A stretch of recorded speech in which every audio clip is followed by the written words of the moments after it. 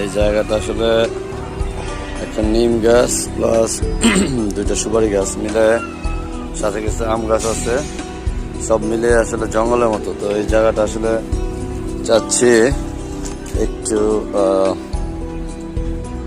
পরিষ্কার করে দেয়, যেমন এগুলা কিছু কেটে দিব, যেগুলা কিছু কেটে দিব, তারপর ওই পাশটাও কিছু পরিষ্কার, পুরোটা পরিষ্কার করার পরে আমি আবার দেখাচ্ছি।